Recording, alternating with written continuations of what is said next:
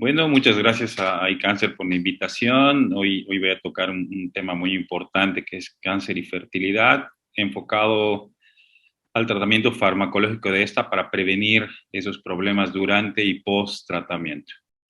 Yo soy el doctor Ronald Sergio Limón, médico oncólogo del Seguro Social Universitario y director médico del Centro Médico Oncólogo.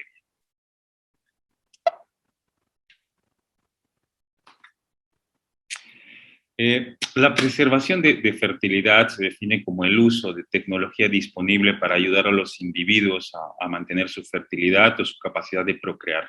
Esto fue definido por el Instituto de Salud y Fertilidad en el año 2014 por Minciori, y realmente es lo que se aplica desde mucho tiempo, desde que se empezó a tener problemas no solo con cáncer, sino que otras enfermedades infecciosas o traumáticas podrían producir alteraciones en la fertilidad, tanto en hombres como mujeres. Sin embargo, posterior a todo ello, el cáncer sí demostró que los tratamientos, sobre todo, que están enfocados a tratar esta enfermedad, pues producen cierto grado de alteraciones o a veces influyen bastante en la fertilidad, tanto de hombres como mujeres. La necesidad de la preservación de la fertilidad depende de la edad, de si hay síndromes genéticos asociados que puedan interferir con esta, enfermedades propias de los órganos reproductivos, dentro de estas está el cáncer, tratamientos que afectan la función de órganos reproductivos, principalmente la quimioterapia, radioterapia y en algunos casos la cirugía. La preservación de la fertilidad es un problema para individuos en edad reproductiva o prepúberes. Sobre todo se ha visto que afecta más de forma emocional a las mujeres y niños y niñas que desarrollen enfermedades tempranas que puedan comprometer su fertilidad, pues requieren algún tipo de manejo o tratamiento preventivo temprano para poder desarrollar posteriormente su fertilidad. Sabemos que existen diferencias tanto en hombres como mujeres. Yo voy a hablarles principalmente de los problemas que se producen luego de un tratamiento oncológico, tanto que son la quimioterapia y la radioterapia, que es lo que más altera la fertilidad. Sabemos por estudios previos que un 14 hasta un 24%, dependiendo los tratamientos, podrían alterar la fertilidad en el varón. Estos tienen que ver con disminución del recuento de los espermatozoides, azoospermia, problemas con la movilidad del espermatozoide. Todo esto debe ser evaluado previo a un tratamiento. Esto debe ser consultado con el paciente previo a iniciar un tratamiento, pero sin embargo sabemos que el varón a lo largo de su vida todavía tiene la posibilidad de fertilidad independientemente de la edad, lo cual es una ventaja para ellos. Y también esto puede ser reversible y la puede recuperar en cualquier momento a lo largo del tratamiento. No pasa lo mismo con la mujer, sabemos que tiene una edad reproductiva estándar, tienen cierta edad hasta donde no tienen factores para que este riesgo de tener un embarazo aumente. Sabemos que por series y distintos tratamientos, la fertilidad se ve afectada desde un 12 hasta un 30% en las mujeres.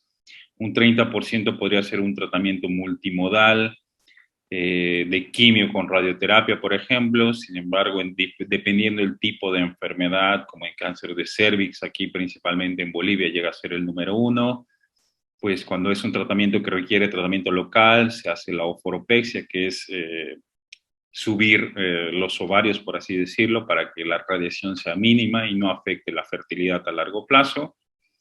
Esto tiene que ver mucho con las drogas que se van a utilizar, las enfermedades que cursa el paciente. Hay enfermedades que son un poquito más prevalentes a cierta edad en los pacientes adolescentes, por ejemplo, enfermedades hematológicas, a veces requieren trasplante y altas dosis de este tipo de fármacos, pues produce mayores posibilidades de afectar su fertilidad a largo plazo.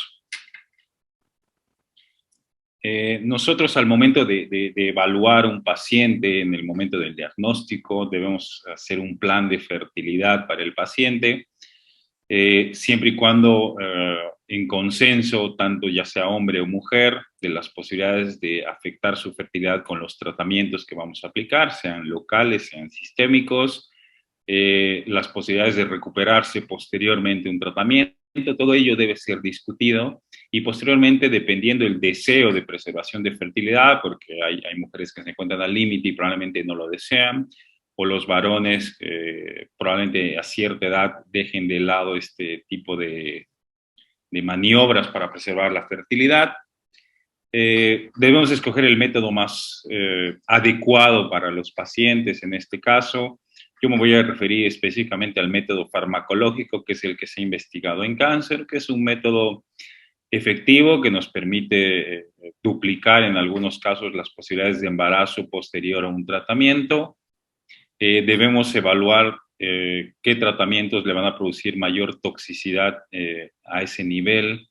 Un tratamiento combinado de quimioterapia más radioterapia se ha visto que incrementa el riesgo de infertilidad en el paciente y posteriormente debemos tener una evaluación tanto oncológica, ginecológica en el caso de la mujer, endocrinológica, psicológica, urológica, expertos en reproducción si es el varón, y todo ello debe ser consensuado previo al inicio del tratamiento.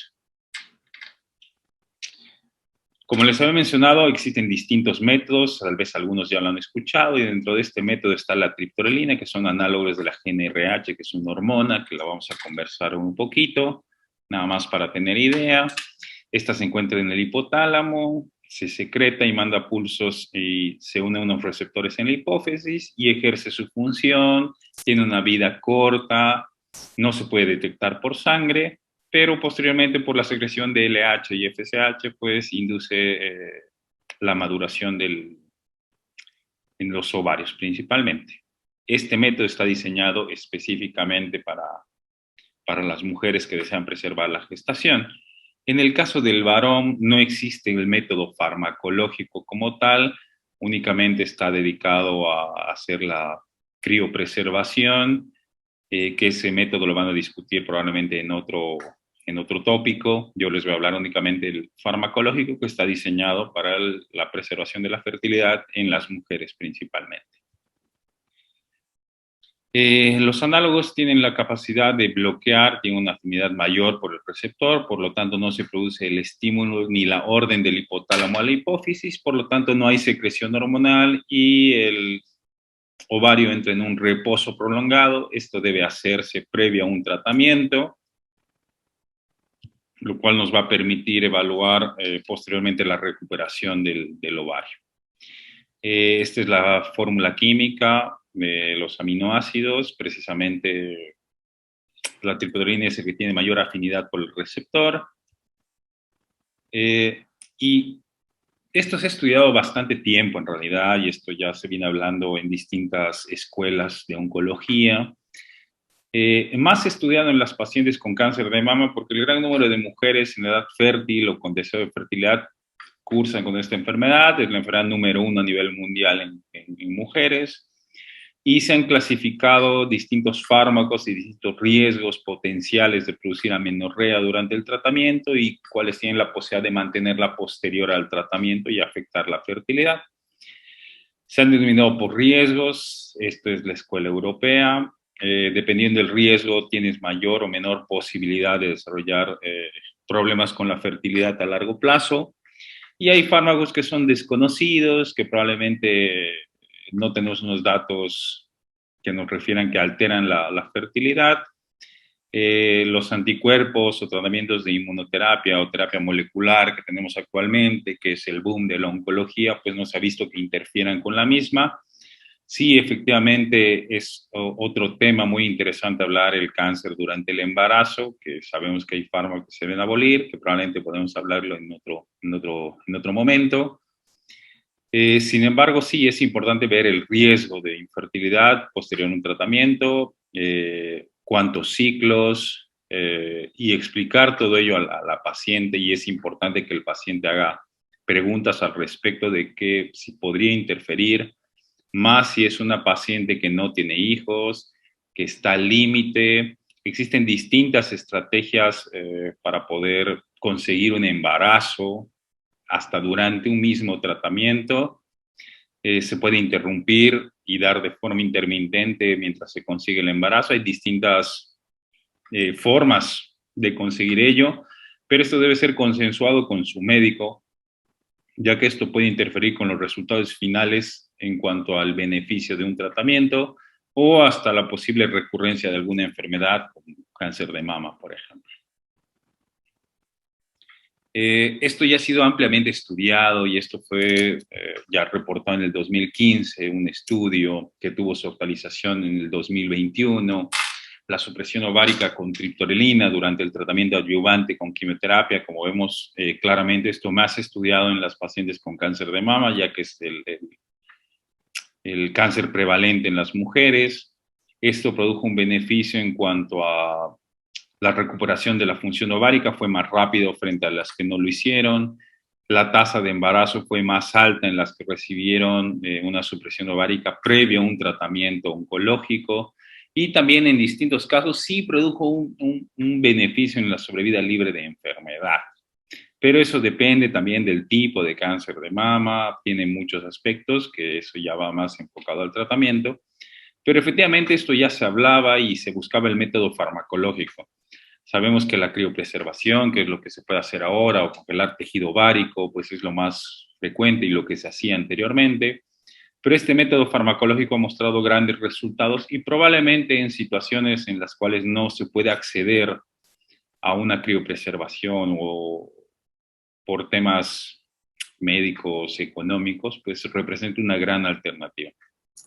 Aquí ya en el 2015 hablábamos de hacer ello y se vio que la tasa, como les digo, de embarazo era más alta en las mujeres que habían recibido una supresión ovárica con triptorelina.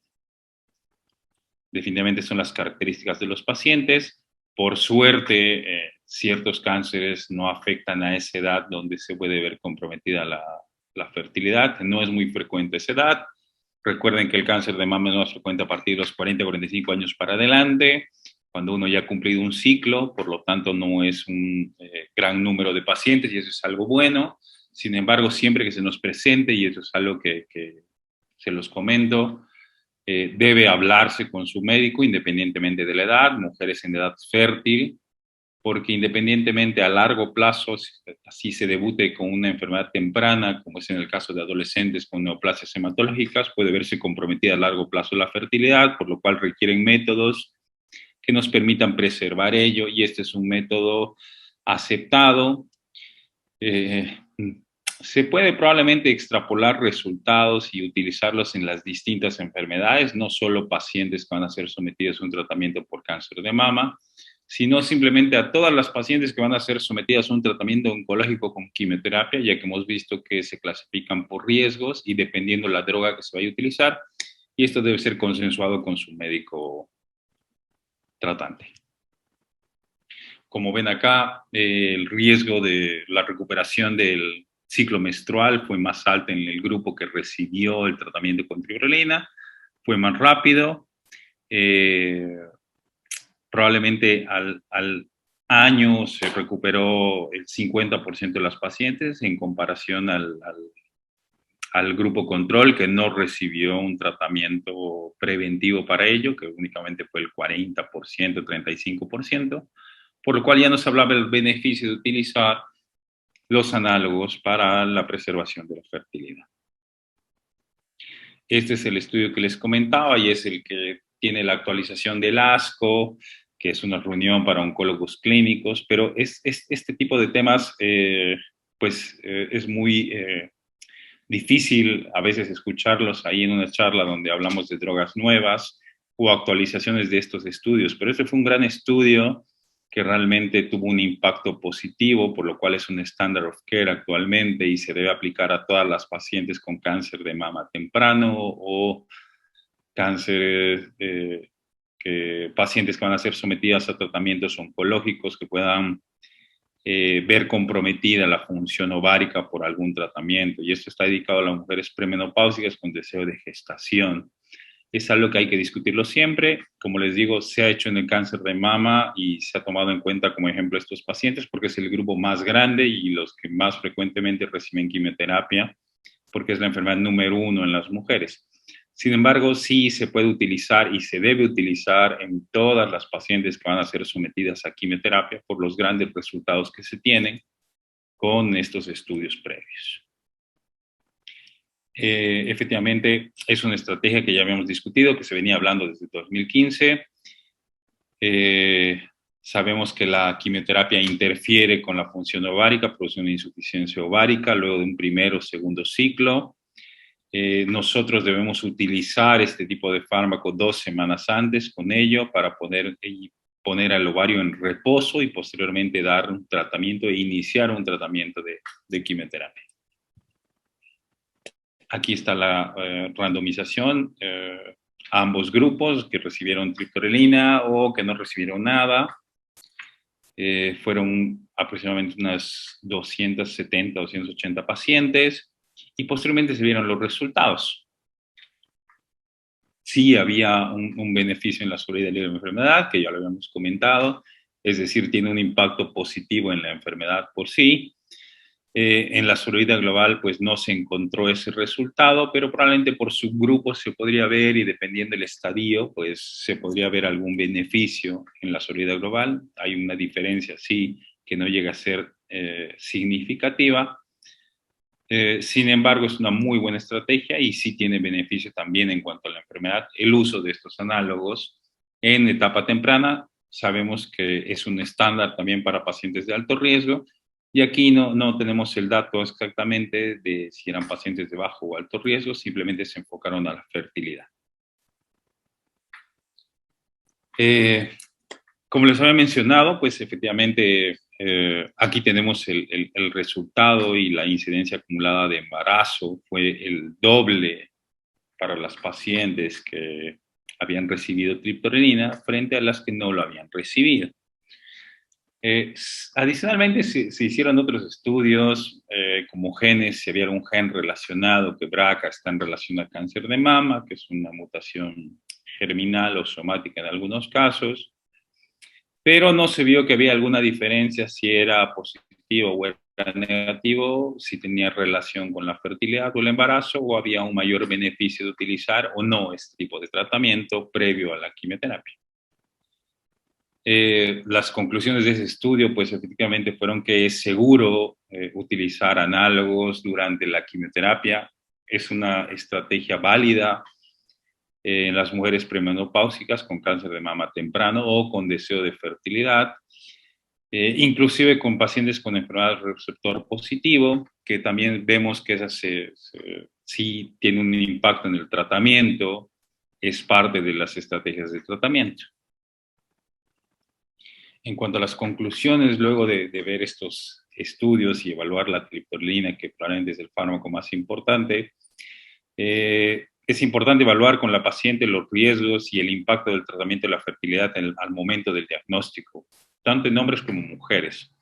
Probablemente sea una pregunta más frecuente y en el grupo de las mujeres, que son las que tienen una edad fértil establecida hasta los 40 o 45 años, pero también a mayor edad, mayor riesgo de complicaciones. Las estrategias farmacológicas para la preservación de la fertilidad en mujeres premenopáusicas pues han demostrado resultados favorables con una menor toxicidad económica y es lo que referíamos anteriormente. Existen métodos que ya se vienen desarrollando desde mucho más antes, la criopreservación es uno de ellos, pero el mantenimiento y el costo económico pues a veces no justifica el tiempo. No todas las pacientes van a llegar a utilizar ello, no todas las pacientes van a tener la capacidad, a pesar de haber hecho una criopreservación, no van a tener la capacidad de tener una gestación, ya que no solo se afectan los ovarios, sino que se afectan también el tejido endometrial, otras ciertas alteraciones que pueden producir que no se produzca el embarazo. Las guías para el tratamiento del cáncer recomiendan el uso de análogos al menos 14 días antes del inicio del tratamiento citotóxico. Y es importante que se discuta con su médico el método más adecuado a la preservación de fertilidad. Como les digo, no todos los tratamientos son los adecuados para todos los pacientes. Es importante escoger la estrategia terapéutica que nos permita disminuir el riesgo de infertilidad a corto y a largo plazo. Es importante conversarlo tanto con hombres como mujeres, pero probablemente las que se vean más afectadas en este ciclo, pues sean las mujeres. Y bueno, con todo ello espero que les haya servido un poquito. Es importante hacer estas preguntas. A veces uno con la premura de tratar se olvida de hacer ciertas preguntas y tocar ciertos temas con su oncólogo. Muchas gracias.